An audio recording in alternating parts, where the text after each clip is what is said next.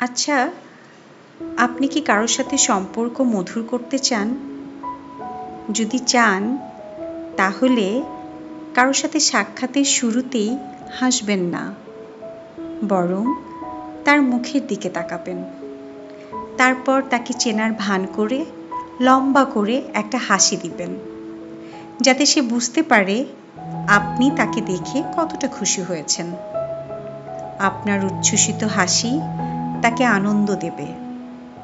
একটু সময়ের জন্য বিরতি দিয়ে হাসায় তিনি বুঝবেন আপনি তাকে চিনতে পেরেই এমন উদ্দীপ্ত। ফলস্বরূপ আপনাদের সম্পর্ক হবে মধুর।